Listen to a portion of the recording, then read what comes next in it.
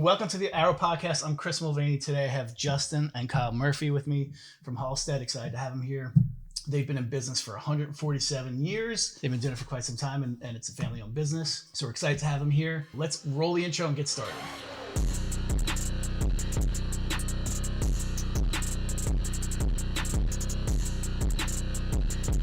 So Justin and Kyle, what's going on, my mans? Hello.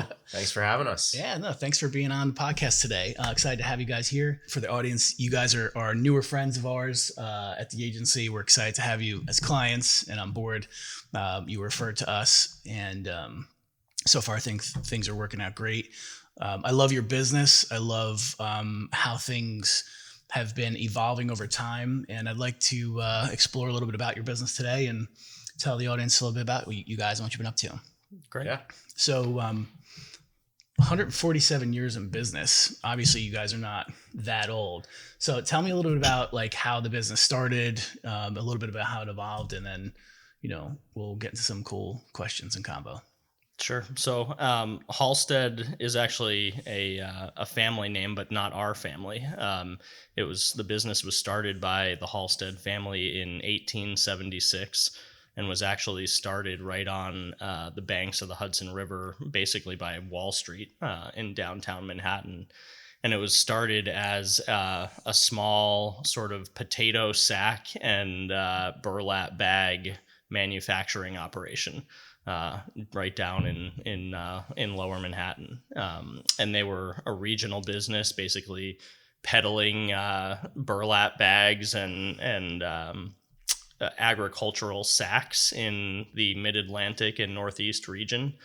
And it grew. They moved over to Jersey City across the river in the 1920s, built a manufacturing facility.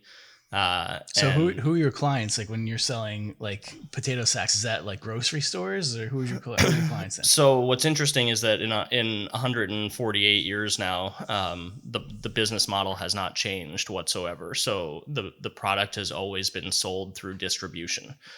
So at the time, the Halsteds would be selling through other packaging companies, supply houses, that type of thing, and then the product would get turned around and sold to the end user. And at that time, the end user was, farmers and people in that type of agricultural industry, but really local. Right, everything was New York, New Jersey, Connecticut, that type of thing. Mm-hmm. Actually meeting human beings face to face and knocking on doors and barns and stuff, probably, right? I mean, that long ago, there's no tech, right? So. Yeah, no, literally like throw the bale of, burlap bags in the back of your pickup and drive it out to wherever. Yeah, that's wild. Exactly.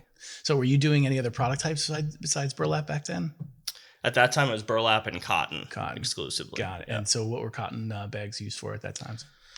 Coins for the most part. Okay, so like banks. Yep, right? Exactly. So before the start of credit cards and that type of thing, everything was moved in cotton coin bags. In the up until probably the 1990s or so, Halsted had the manufacturing contracts for many of the largest banking institutions in the country for making coin and currency bags. That's wild.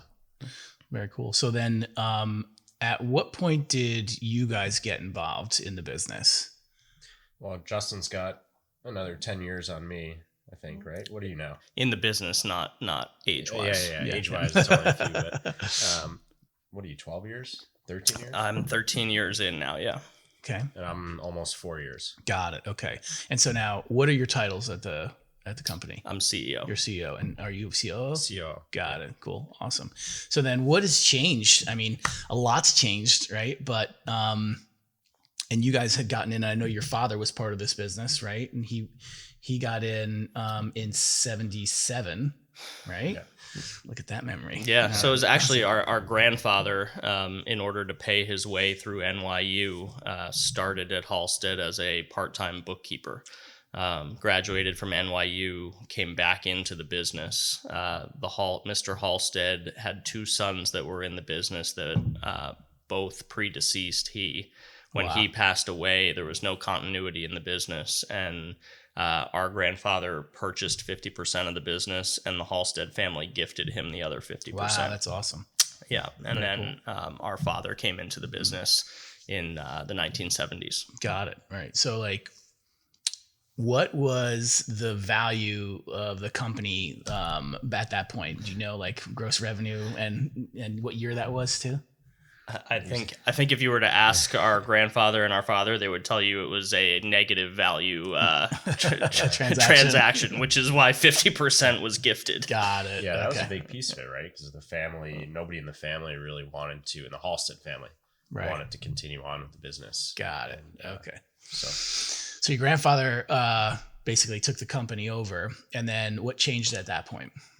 The biggest change was that in the early 1970s, Halsted's largest account came to them and basically talked about the fact that imports were coming into the country, and that if you were going to, if we were going to continue buying from Halsted would have to be price competitive on these products, because the imports that were coming in from Asia were significantly, cheaper, less. Right. Yeah.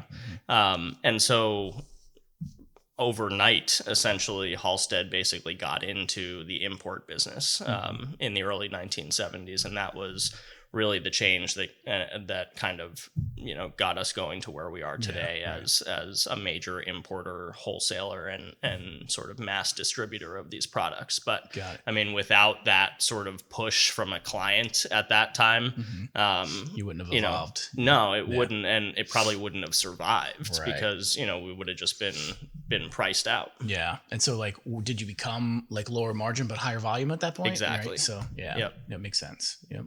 And then your father got into the business in 1977, right? What was his job, responsibility, or title when he got in?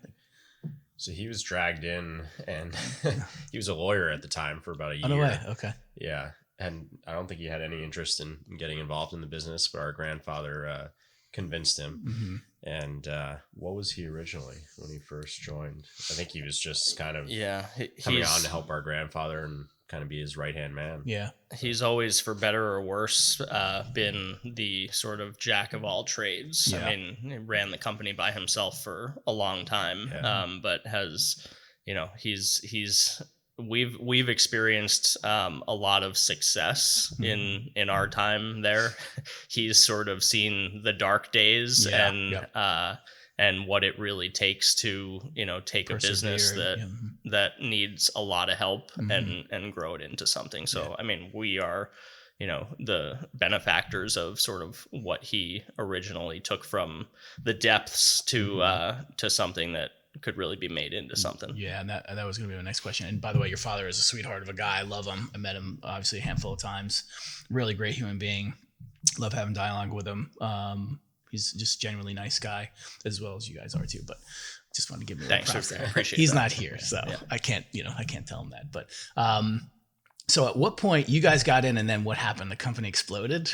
Exactly. Period. End the podcast. He was doing such a great job. He was really easy, too sweet of a guy, and you guys were like, all right, let's go. Yeah, I mean, I think so. Actually, Kyle and I were talking about it the other day because we had seen one of the clips from on your social media, and something that you talk about in the boot camp all the time, and this idea of sort of on the business versus in the business, right?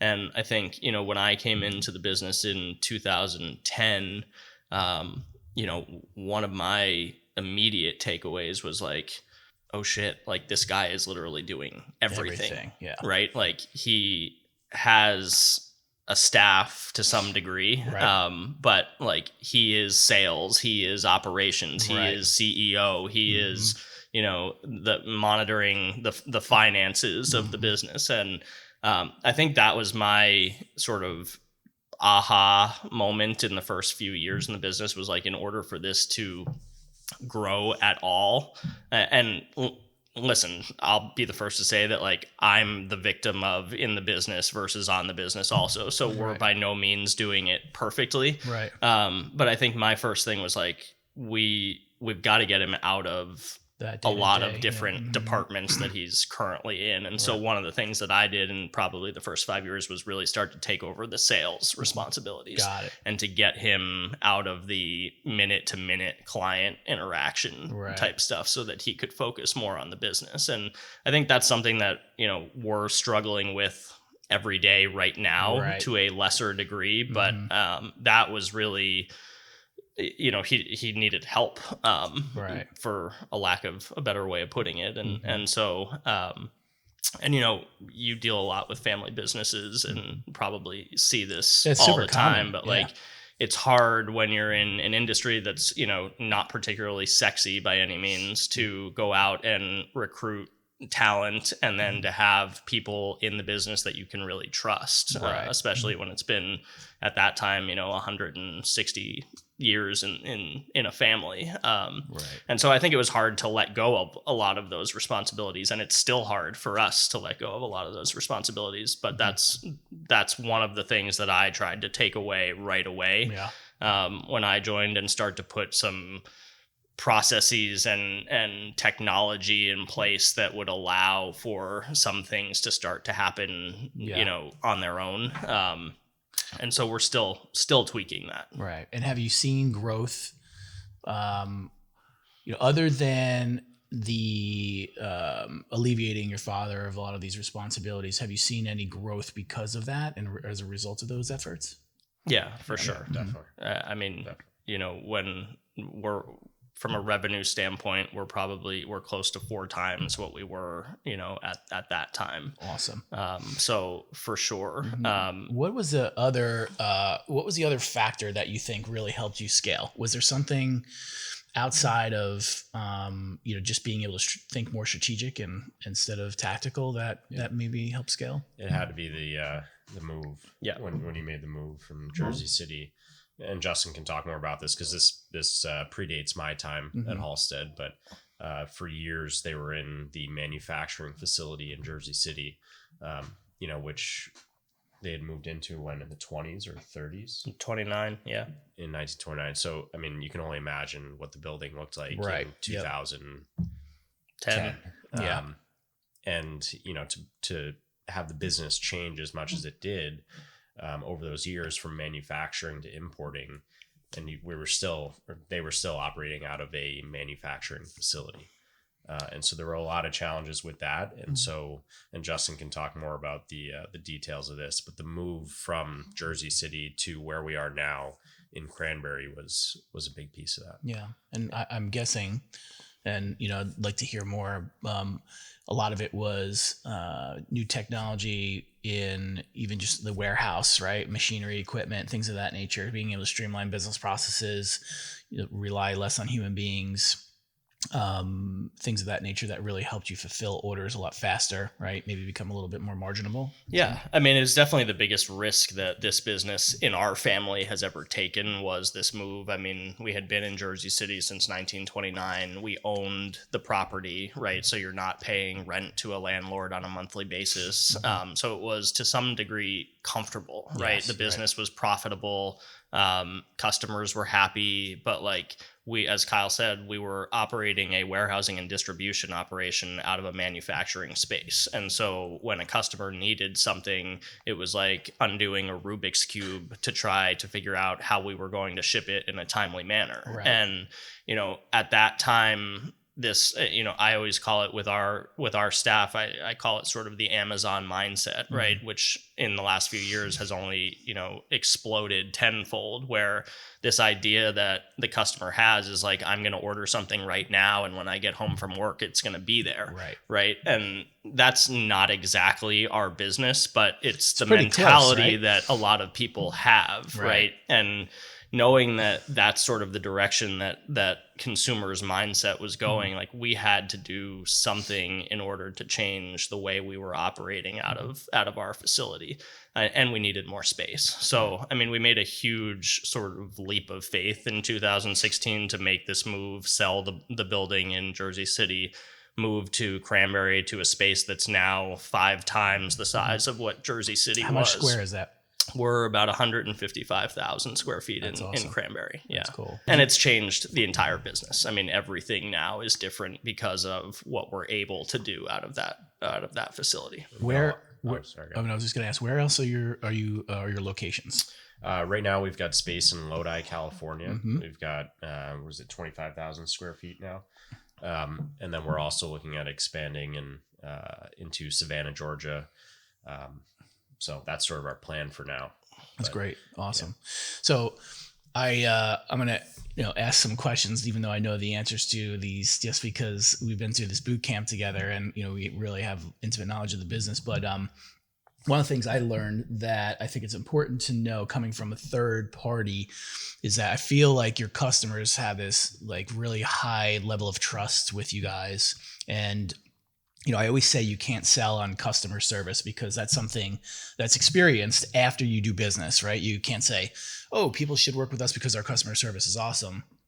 That's a prerequisite, like a requirement to do business, right? It should be anyway. It's fucking amazing today how bad customer service is in organizations in general, but your customers seem to love you and trust you. And to that Amazon model, it does look like you try to get shipping done immediately, like pretty much next day kind of shipping, right? Am I correct by saying that? Yep. All right. So I think it's important to hear that your customers do really, really value you guys and trust you guys as an organization. And I think that has a lot to do with your scale, right? And your relationships that you've been able to cultivate and keep for long periods of time. Yeah, I mean, I think that is the business, right? Yep. The business is the reputation and the service that we provide, and the product is sort of secondary after that, because we're not selling something that is, proprietary or patented or something that can't be gotten somewhere else, right? So we're selling, 148 years of experience, expertise, service, and trust, really. And I think that's something that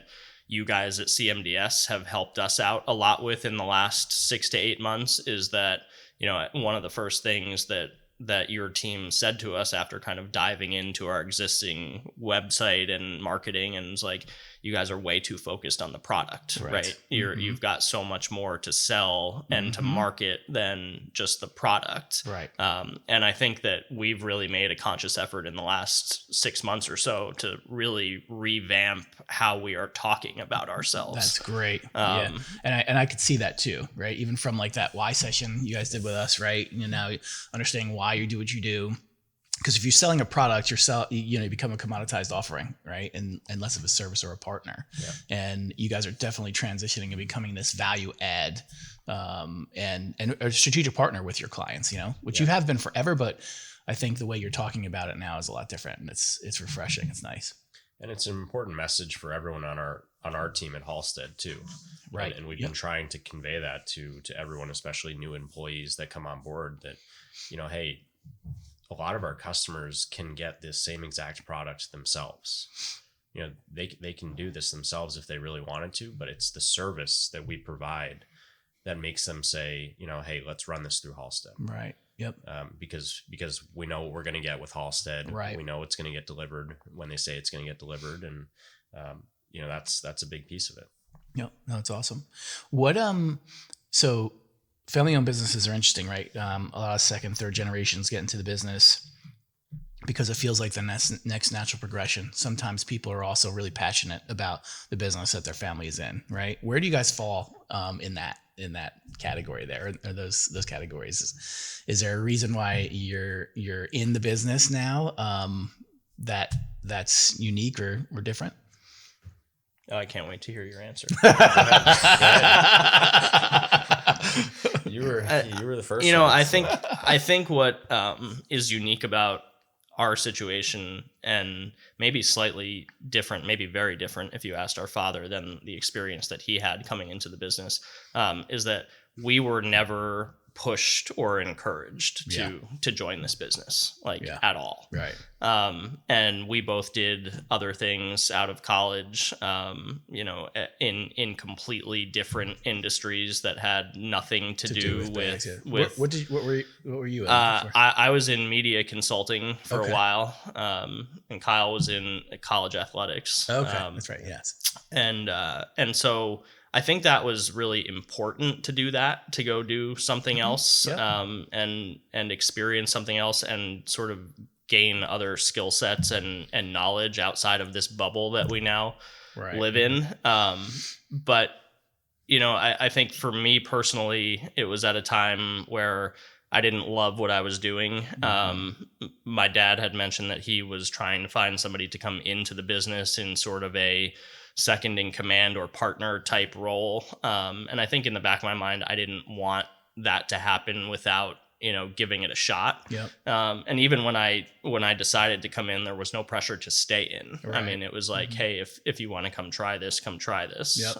And so I think we're very fortunate in that regard, in that it wasn't this forced situation. But, I mean, you run your own business now, and it's like once you kind of get into that groove and realize that sort of the sky is the limit if you work hard, right? Like that's like a drug that you can't stop taking to some degree. So it doesn't matter if I'm selling bags or I'm selling consulting services or digital marketing or whatever. It's like, that's not the point. It's sort of being part of this larger bigger game and strategy. And it's fun. Definitely. Now fun. I can't wait to hear. I mean, you're 100% right in terms of, our father. There was no pull from our father whatsoever. How about Justin? Did he strong arm you into coming along? No, he didn't strong arm me, but we would definitely talk about it a little bit more than like my father. We didn't really talk about it much at all, and honestly, at times it felt like he maybe didn't want me to come into the business. Right. Yep. But that's credit to him, because we were hoping you didn't pick up on that. Yeah. Thanks for that. That's awesome. See, that's what's cool about the family dynamic. Yeah, right? exactly. You guys This can is totally what I bust deal each with. other's chops. You know, there's no HR that's getting in the middle of you guys. For better or worse. Right. Yeah. Exactly. But no, it was, I did something totally different, similar to Justin. I was in college athletics, so totally different field, totally different industry. But I was close. Justin was close with our grandfather as well, and who really, he lived through this business. Like, he lived this business. This was his baby.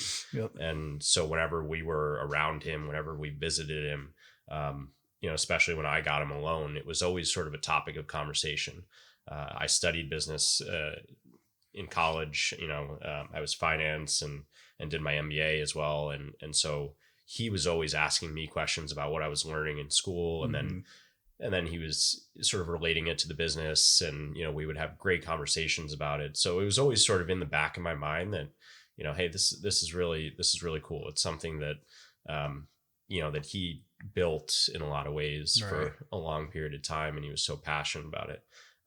And so I think that was always just sort of there in the back of my mind, even as I did other things, which I loved doing. I loved being in college athletics. I had a great time up at Providence College, and but it was just sort of in the back of my mind that, hey, if I could ever get into this and help in some way grow the business, it'd be a really cool thing. Yeah. And obviously with Justin on board, he was there for a number of years before I joined.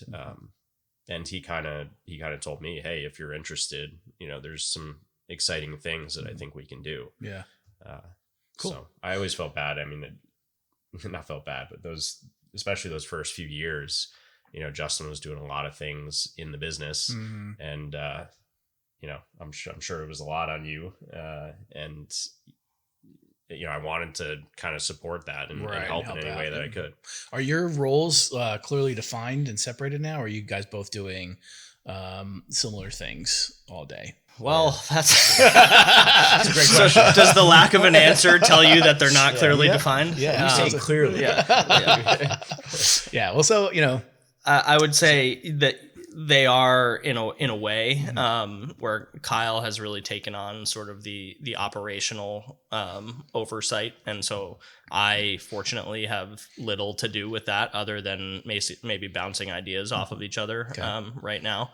where I sort of am more looking at the overall business and specifically the sales and revenue opportunities for the business. Are you doing new business hunting and stuff still too? No, I mean, I do new business inheriting to some degree, where, you know, if something comes to me, I have a difficult time when I see potential there, moving it off my plate right away.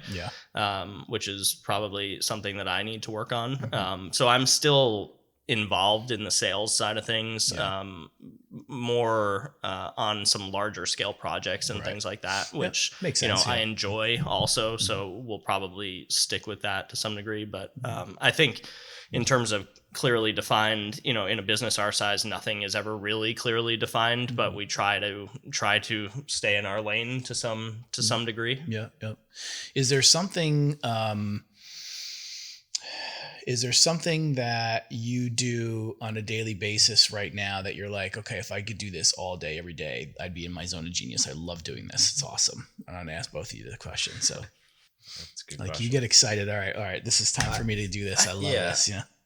No, I mean, I think part of what I like about what I do every day is that it's not the same every day, right? Like literally every day is something completely different. And sometimes that can be great. And sometimes that can be a real detriment to your productivity also, right? So I don't know that there's one thing that I wish I could do all day, every day. I think that we both to some degree feel like if we could spend more time on, you know, new product development and things like that, where, you know, that's a long-term play. And when you're in small or medium-sized businesses, like immediate gratification is a really great thing to feel. And new product development feels like it's an eternity away from any type of dollar sign. Right. And so I think that that's a balance that we try to strike. Like, you know, you've talked about spending that time each week on the business versus in the business. And that's something that we try to do, to talk about things like that: new product development, new business ideas, new potential revenue streams that we don't currently have, and what that looks like a year from now. It's just a lot easier said than done. Yeah. You know? Sometimes. Yeah. Along those same lines, I mean, I've been focused a lot on business development with our retail segment. So working with major retailers across the country. And I think when you have those wins with those, especially with the major retailers, they don't come about often, because it's, as Justin said, between the product development and everything else, just getting your foot in the door with them just takes such a long time. But when you finally do get there and you get in, it's like, wow, you know, this work that we've put in over the past year, 2 years, 3 years, however long it's been, it's finally that's paying pretty off. cool. Because then you're like, you know what, we got this done.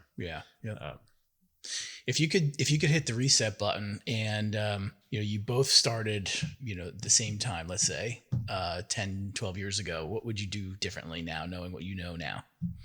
Like what would change? I think I would focus more on making quality investments in people. Okay. Yeah, that's a good one.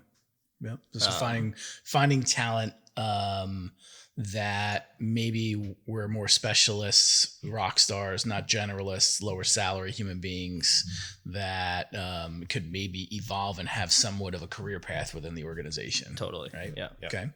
Yeah, that's a good one. How about you? Yeah. And in addition to that, just some of the other pieces just to build the foundation, right?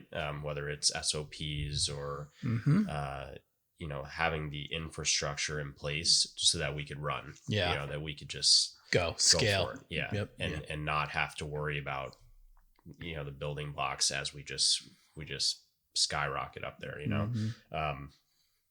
But, you know, I mean, I think we'd be the first to admit that, you know, we're still building the plane as we're flying it, kind of thing right now. And I think that for anybody in small, medium-sized business where you're working on a low margin, high volume, you know, the cash register has to ring business model, like to some degree, you have to do that, right? But I think where you can sort of hit the pause button and focus on some of those structural things to protect yourself as you're growing, it's invaluable. It's just, again, easier said than done. Yeah, it's probably one of the hardest things, is being able to hit that pause button, because you're going. There's so many exciting things going on. There's so many things you want to reach for and grab, and Yeah, but the shitty thing is like you end up having to hit the pause button when something bad happens. Correct. Right. Yes. Yeah. Right. Yeah. So yeah. it's I remember when I had started business, it was hunt, then you win and you do the work. And then you're like, shit, the work's done. I have to hunt. Right. And you hunt again, and then you do the work. Yeah. And it was a cycle this loop of doom. And then at one point I was like, what the fuck has to change, and figured it out. But in order to scale, you do need those SOPs, right? You need those processes in place. You need time to think strategically, so you can grow. And I think on top of that, you need the right people to implement those things, right? Like an SOP on a piece of paper is great, but at the end of the day, like if you don't have the talent to execute, it's worthless, right? 100%. And you want them to have skin in the game, to own their process and their role, right? So they're passionate about it, so then they do feel like it is theirs and they can, grow with the company. What do you guys, from a personal perspective, running a business is tough. Sometimes it's stressful, right? A lot of times it's stressful. What do you guys do to blow off steam? Like, what do you do for fun? I like to play golf. I know Justin likes to play golf as well. Kyle's a really good golfer. I'm a really shitty golfer, okay. but I have a really good time out there. Nice, so, cool. That's awesome. We played a lot more before we had kids, but yeah, you both have young kids, right? Yeah, yeah. So now it's more wrangling young children. That's what we do in our free time. Yes, yeah, yeah. We're very fortunate. We have there's two other brothers in our family. Our youngest is still in law school, but our older brother has two boys. I've got two boys. Kyle's got a little boy. So we've got 5 under the age of 4, all in the same town. That's wild. So chaos. That's basically the free time right there. Right. Yeah. Yes. Yeah. Wow. That's awesome. Yeah. So holidays must be pretty nuts. Yes. I'm sure you do the family shuffle too, right? Where go to the in-laws and stuff, but that's wild. Yeah. It's fun. So how often are you getting out there golfing? I mean, it's a little chilly right now, but sometimes it doesn't stop. We usually maybe 2 or 3 times a month. Yeah. Yeah. We have a boys trip planned for April down to your neck of the woods in Kiowa. Yeah. So that's probably the first official boys trip maybe ever. That's cool. So when you say boys sadly trip, is that the brothers? No, it's friends. It's awesome. College friends. And, nice. You have to make that a tradition. Yeah, I know. Well, you got to have one to have a tradition, right? Yes. Or figure if we can make it official this year, maybe we can kick it off. But so they're high school friends or college friends? College. Yeah. Okay. Where'd you guys go to school? I went to Providence College. Okay. I went to Boston College. Got it. And you guys both born and raised Rumson, New Jersey, right? Or a little bit. We moved around quite a bit. Originally Rumson, and then our family moved up to New Hampshire. Oh wow, Massachusetts. Okay. So we spent a lot of time in New England. Got it. Young, and then circled back to Rumson. Got it. Okay, I didn't know that. Yeah, a lot of hockey in this family. So there was a lot of family moving related to hockey. Yeah, which now when people are like, "Are you gonna have your kids play hockey?" I think all of us are like so fatigued by the whole thing that we're like, if they have God-given talent and they want to, sure. Right. It's a lot. I mean, my son played for a little bit, and practice was like 6 a.m. on a Sunday, and I got to a point where I was like, I don't know if I want to do this anymore. 6 o'clock's pretty good, actually. So yeah, I have my neighbor, his son was really, really good, still is good, but senior year of high school, was on a few teams and just traveling all over the freaking place, like crazy, like all over the country. It's wild. A lot of travel and a lot of money. Yes, so a lot of money. Gotta really like it. Mm-hmm. Yeah. So what if there was one thing you could achieve over the next year, right? We're 2024, beginning of March right now, right? what would be that one thing, one goal that if you could achieve it this year, you'd be like, yes, all right, awesome. I mean, one of the things that we're talking about internally, especially this first half of 2024, is to really focus on processes at all departments, whether it be sales or operations, is to really dive into what we're doing and how we're doing it and how we can make it more efficient, and save money, save time, and provide a better overall experience for our clients, right, as a result of that. And so that's something that I've really been hammering into our leadership team in various departments as to, let's really look at the SOPs that we have in place. And if there isn't one, let's put one in. If there is one, let's see if it's the right one, right? And do we have the right people touching it at various stages? Do we have too many people touching it at various stages? And I think that, we're growing from a revenue standpoint. And I think we both agree that it's really important that not outpace what we're doing from an operational standpoint. Because as we talked about earlier, like the operation, the service is the business, right? And so I think we're playing catch up to a small degree right now in that space, but that's really the focus for the immediate. Got it. Okay, cool. Sure. If a new client or prospect is listening to the podcast right now, what would you want them to know about your company and your brand? All right, I'll start off. A new client, I would want them to know that we're built on 147 years of trust, and that's what that's how we've built this business to where it is today, and that's where we're going to continue moving forward. They can trust that with a partner like Halsted, their customer information is going to be confidential.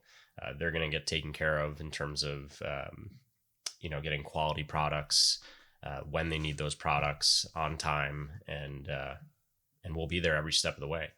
If they need us from design to delivery, we'll be there the whole way, the whole process. If they just need us for a certain piece of it, we're happy to step in and help out wherever we can. But the sales guy should probably answer this question, not the operations guy.